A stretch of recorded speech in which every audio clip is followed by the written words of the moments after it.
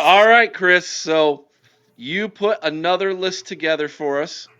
I, I guess. I want to blame you for this, Eric, because Why is this my fault, I was inspired by you to take the passion out of it.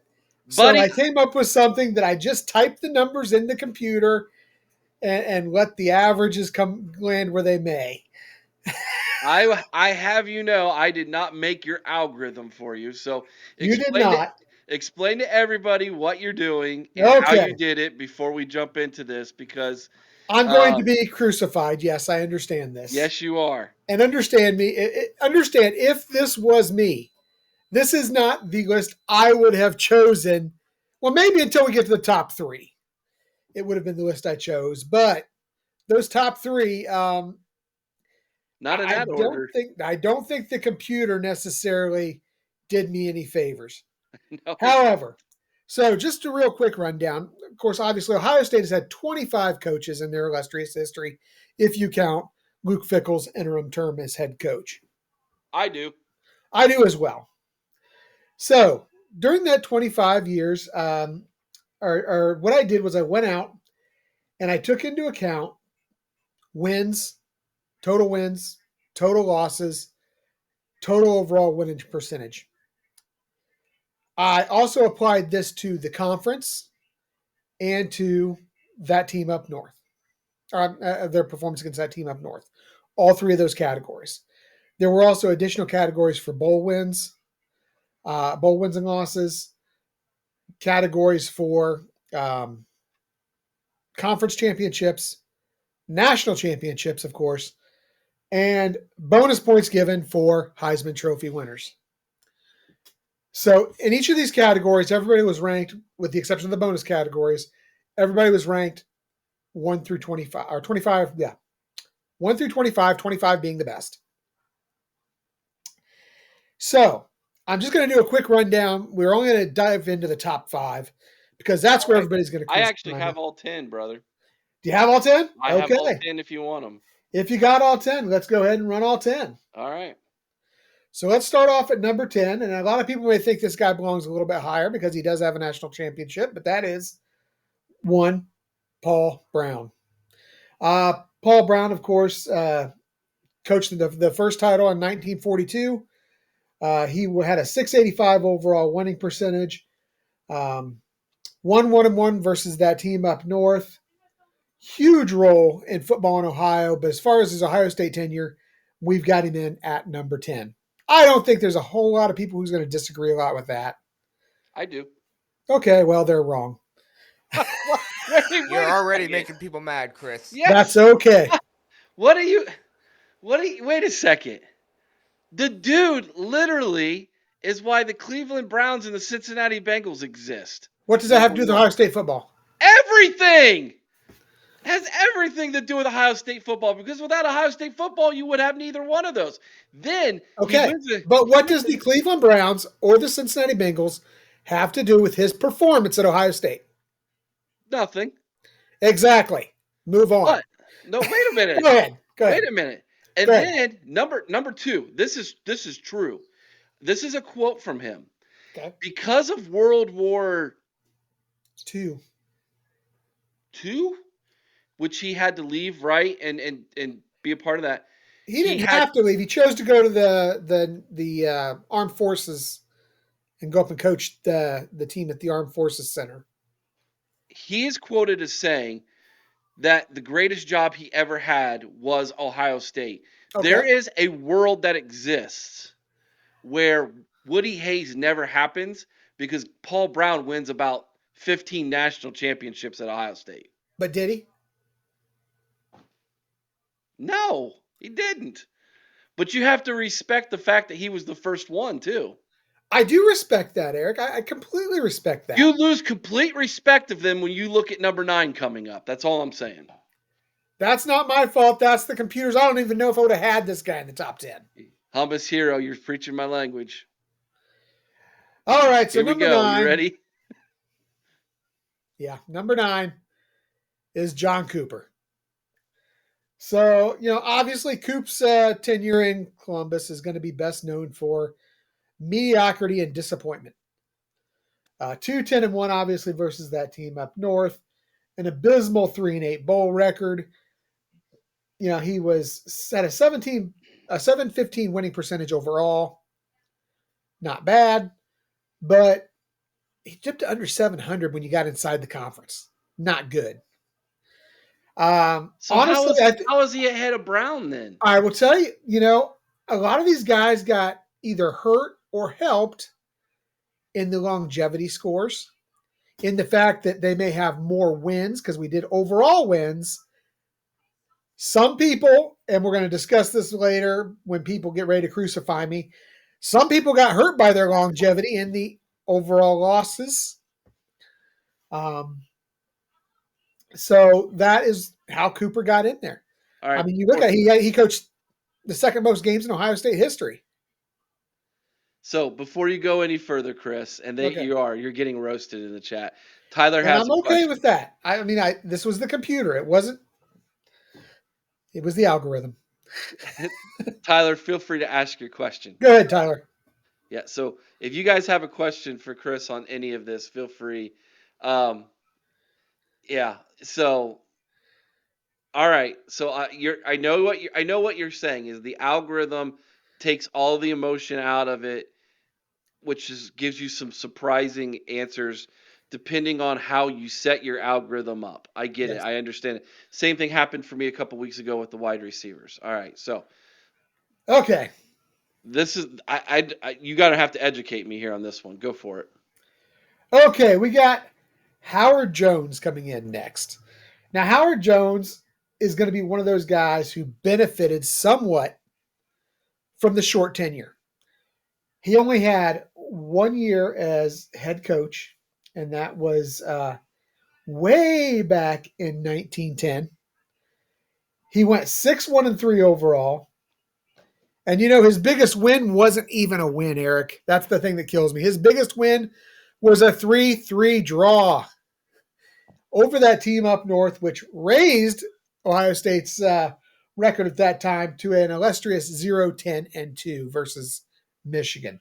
So his best win wasn't even a true win. It was a tie. But he did have a 750 winning percentage, and that is 8th among all Ohio State football coaches. So his effectiveness in his short time there, I think, is what helped him. So let's go ahead and move to number 7. All right. 7 is Francis Schmidt. So Schmidt had 4 seasons as head coach of the Buckeyes between 34 and 40. He had an overall winning percentage of 705, a 763 against the conference. So really solid there. Had a winning record versus that team up north.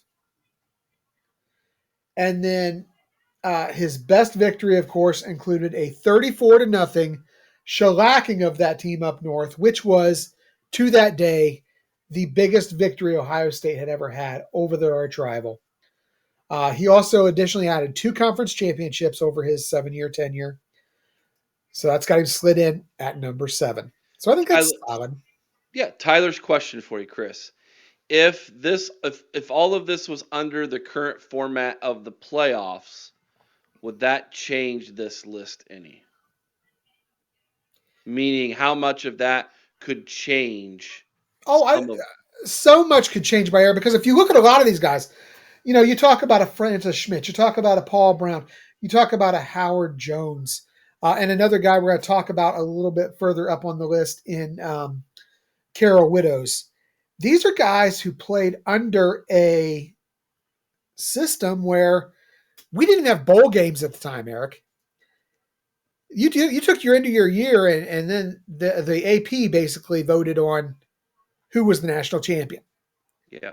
So, I mean, a lot of this would have changed, I think, had we had games for some of these guys. Some of these guys at the bottom may be higher. If you look at Carol Widows in 1944, if he gets a chance to play Army and Army beats them, maybe this is a guy who's higher on the list. Or he beats Army, rather. Yeah, he's maybe higher up on the list. Yeah, Schmidt's also the reason for the gold pants. Nice add in there, Sean. So yeah, I think that if you look at the eras, obviously there are things that got tweaked or that would be tweaked. The eras, obviously, I think it hurt some of these coaches, but also helped some as well on the list. Dare Dylan. I look like Schmidt on a Saturday around 1. All right. Can you draw a little fuzzy beard on him there, and then he can just look like Dylan. There you go. All right, so that's Schmidt. Now we start getting into some, I think, muddied waters a little bit, because I think, as you'll see on the list, I think 4, 5, and 6, you can see some play in those. 1, 2, and 1.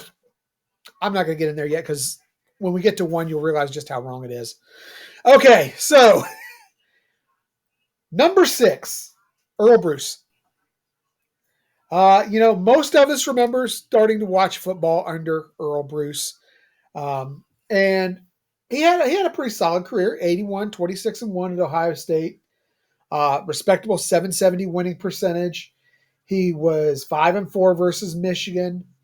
He had 4 conference championships, 8 bowl games consecutively. He had 2 appearances in the Rose Bowl. And you know what? People thought enough of this man to let him be one of the 2 coaches to dot the I, Eric. I was there that day. Yeah. I mean, Earle Bruce, I loved Earle Bruce as a coach. I think there's some argument that he should be a little higher on the list. But at the same time, the guys, as we move forward, have some pretty impressive numbers of their own. So let's go to number 5 here, Eric, and that's the beard, Ryan Day. He's only been around for 6 seasons now. So, I mean, he's got a lot of time left, provided he beats that team up north this year. But in Ryan Day's time, 56-8, a winning percentage of 875. That's top 3 all time in Ohio State history. If you look, he is been very successful with the exception of big games. I think that's what's hurting the games against that team up north. His 2-5 record versus top 5 teams. These are things that kept Ryan Day from being higher on this list. That and the lack of a national championship. He does have 2 conference championships, but he does not have a national title in that time. Great recruiter. I think he's a great offensive mind, but you've got to change around those top 5, that record against the top 5 and that record against that team up north if you want to climb this list. I think it's that simple. Chris, and I say if because I'm trying to be cordial here, but because we all know what's going to happen, but if information comes out saying that, that team up north was just cheating to the nth degree, largest, one of the biggest scandals of cheating we've ever seen in college football, and they just get slammed with every penalty, every punishment, all the stuff in the book.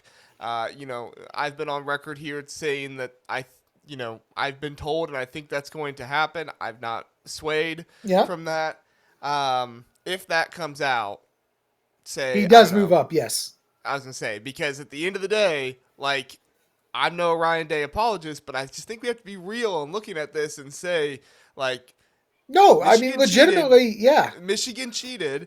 And as much as the Joel Klatt of the world who just want to voice their Fox Sports, ideas out there that, Michigan's cheating didn't really do anything. Anybody who knows anything about football would tell you that if the offense knows what the defense is running, then you can exploit that if you have players who can listen to commands.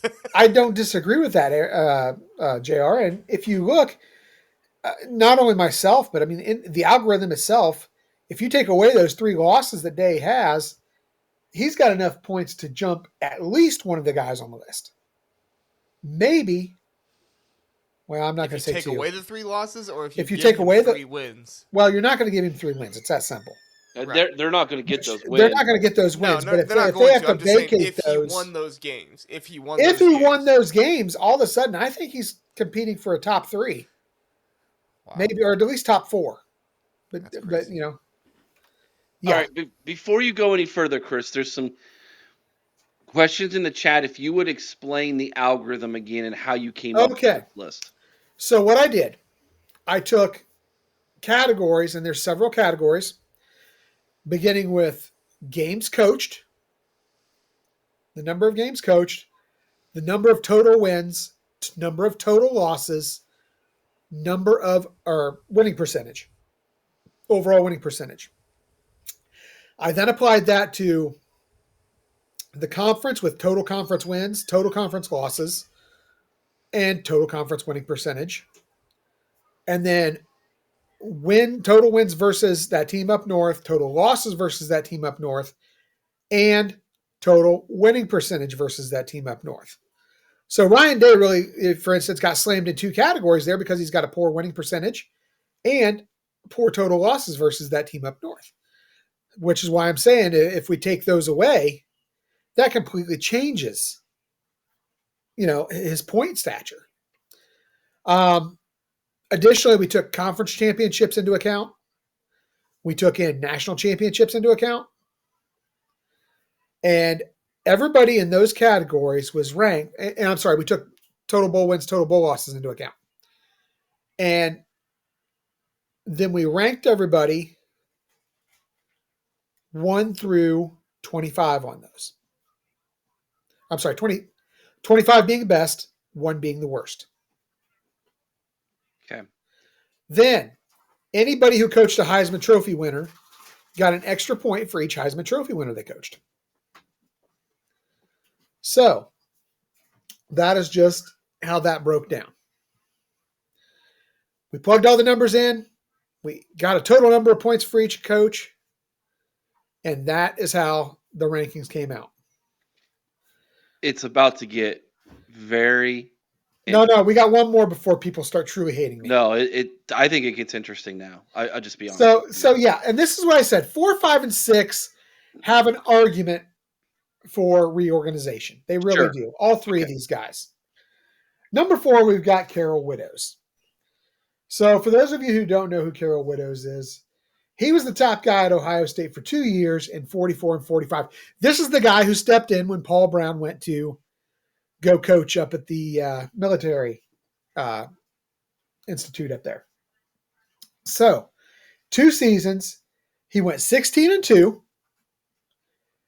He went 9-0 in 44. Had, of course, Ohio State's first Heisman Trophy winner in Les Horvath. Finished second in the country to only Army that year. And he won the Coach of the Year award in 1944 as well. He has an 889 overall winning percentage, which is second all-time among Ohio State coaches. And he was 1-1 versus that team up north. So, numbers-wise, he favored a lot from percentages. Winning percentage in the conference, winning percentage overall, winning percentage in the game or the. But how many games did he coach?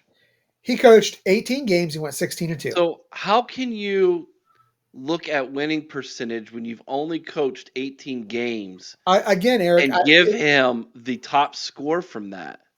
Like there should be like a level of games coached that you have to get to. Well, I did all the coaches though, so I ranked every single coach. I don't disagree with what you're saying. Like I think there's ways to tweak and out. There's obviously you can make numbers say whatever you want them to say. Ultimately, that's what I'm getting at. Yeah, and Tyler wants to ask the question again. He says again, Chris. With the current format of the playoffs, does that move up Day? So in other words, if Day goes into the playoffs and starts winning a couple games that way, of course it'll move him up. It's gonna automatically do because you're gonna have moved him up because of the national championship appearance. Sorry, go ahead, Eric. Right. He was already bumped up because of the national championship appearance. But at the same time, he's a little bit hurt by his bowl record. Yeah. So, I mean, that really is one of the things that's hurt Ryan Day, as I said, was the bowl record, the wins, The losses to the top 5 opponents, the poor record against top 5, and specifically the Michigan appearances. Those are things that really held Day back. By all accounts, I really feel like Ryan Day should be number 4 on this list. Don't get me wrong. But for the most part, I'm okay with the guys who are on this list. Thanks, Dylan. On this list up to this point, I don't have a huge argument. Like I said, 4, 5, and 6 could have some argument for realignment. This is where things get ugly, and a lot of people are not going to like me because of what the algorithm is out there. Buckle up, Chris. Here we go. Number 3. Go ahead and show it, Eric. Woody Hayes.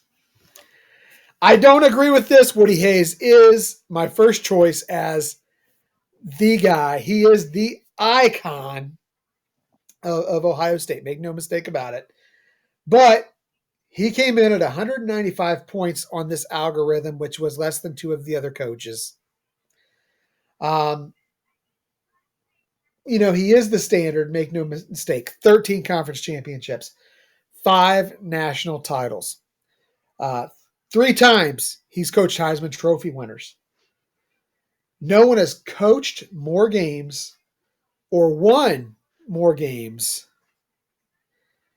for Ohio State than Woody Hayes.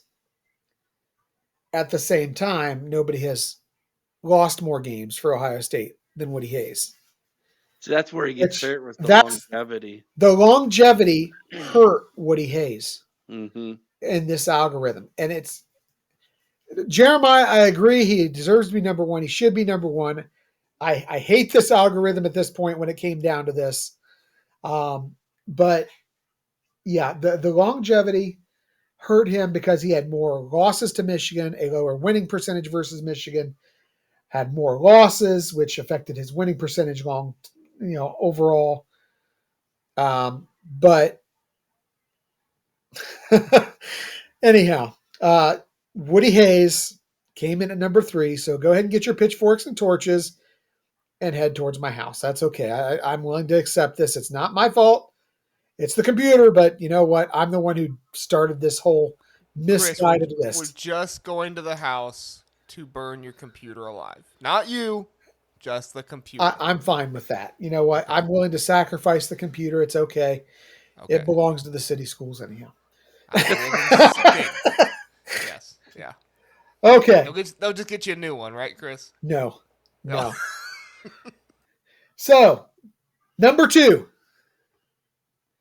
And I honestly don't have a problem with this guy at number 2. I think this is the right spot for this guy. And that's the sweater vest, the Tress, Eric's man crush. I don't think, if Woody Hayes did more for Ohio State than any other coach in history, Tress is definitely number 2. From the day he came out and gave that 310-day speech, this guy was an icon. 9-1 record versus that team up north. He had an 810 winning percentage overall, 808 in the conference. A national championship, several bowl appearances. The guy just was a great coach. And yes, Matt, a Youngstown hero. He wasn't just a Youngstown hero. He was an Ohio hero. That's simple. So I think Tress is good. Yeah, I get it. Yeah, I think Tress is in the right spot at number 2. I do think number 1 and number 3 should have been flipped, however. So I understood talking about like best receivers with no emotion, right? Like I think that was a really, really good thing, and I feel like I know who's coming up next at number 1, and maybe we can talk about this after this, but like, isn't emotion a big thing when it comes into choosing the best coach of all time? Like, I know that we've said we disagree with the computer multiple times. I'm going to say this, Eric. For you guys, like, don't you guys choose your favorite coaches based on emotion more than maybe the analytics of it all? Now, see, and that's something that I encourage you to read my article that Eric's going to post up on the website for us tomorrow, because there's a line in there that I think really explains this whole thing. There is a fine line, I think, between the greatest coach and the most successful coach. I think there could be a distinction there as far as statistics go.